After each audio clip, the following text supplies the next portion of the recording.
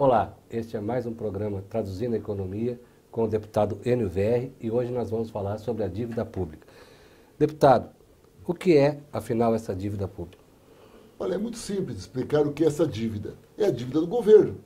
O governo, normalmente, ele tem despesas e nem sempre consegue arrecadar tudo para pagar a sua conta. Quando ele precisa de dinheiro para pagar a sua conta, o que ele faz? Ele emite títulos. Ele emite títulos, vende ao mercado esse título para pagar, por exemplo, daqui 10 anos, 20 anos ou daqui um ano, depende da sua necessidade. Então, ele emitindo títulos, ele contrai uma dívida. Ele está dizendo o seguinte, olha, você compra isso daqui, né, e daqui um ano, daqui 2 anos, eu compro de volta para você pagando juros e correção. Isso é muito comum.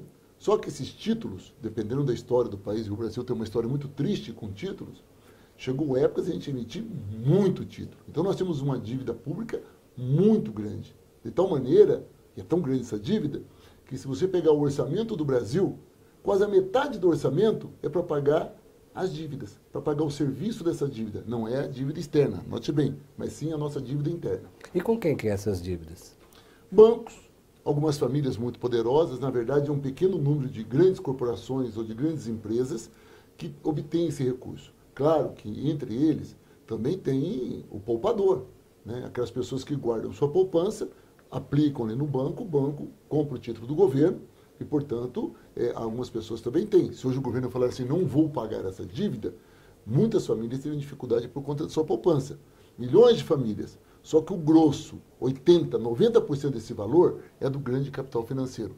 São fundos de pensão estrangeiros, são os grandes bancos ou grandes aplicadores. Então você tem um número pequeno de pessoas que detêm a posse desses títulos e, consequentemente, são capazes, inclusive, de forçar determinadas políticas econômicas de determinado governo para que possam garantir não o retorno da sua dívida, mas até que esse título seja melhor remunerado. Ou seja, forçam a barra para o juro subir e com isso eles ganharem mais dinheiro.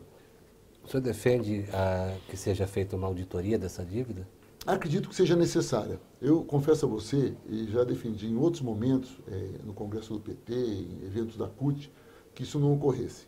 Eu estou convencido hoje que é importante que façamos a auditoria cidadã, defendida hoje por grandes movimentos no país, movimentos sociais, porque a gente pode entender a origem dessa dívida e, principalmente, quem é que ganha com ela.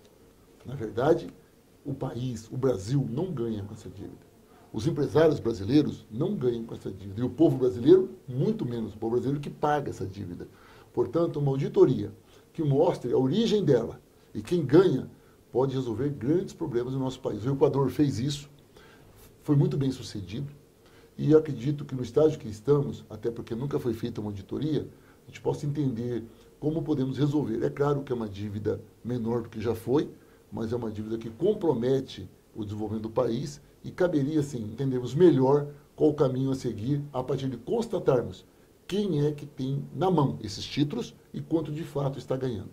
Para fechar aqui para o pessoal que está assistindo entender, segundo a Associação de Auditoria Cidadã, o Brasil paga por dia 2,75 bilhões para a dívida pública. O que dava para ser feito com esse recurso? Olha, não dá nem para dizer, né? Quantas casas daria? Só para você ter uma ideia, o Minha Casa Minha Vida custa 40 mil reais uma. Então estamos falando aqui de centenas de milhares de casas. Se fôssemos investir isso em mais campi de universidades federais, ou então de mais espaço dos nossos institutos federais tecnológicos, ou mais dinheiro para o ProUni, para o Pronatec, que são todos instrumentos, ou de justiça social, ou de condições para dar um grande salto de qualidade, de competitividade no Brasil, seria uma revolução. É claro que nós não temos como, não adianta ficar fazendo uma conta importante para que você saiba, mas ela é simplista, porque você assim, eu não pago e faço isso. Não se trata de não pagar, trata-se de discutirmos como você reduz, porque, volto a insistir, se você não pagar essa dívida, a gente cria um caos econômico. Né? Nós não vamos implantar aqui uma revolução.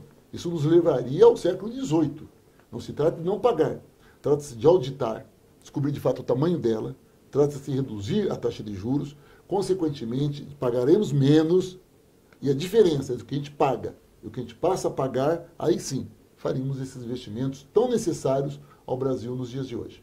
Esse foi mais um Traduzindo a Economia com o deputado Enio Verri, que hoje explicou para a gente um pouco sobre o que é a dívida pública. Muito obrigado.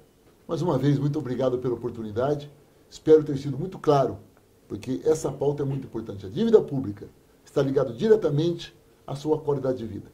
Um grande abraço.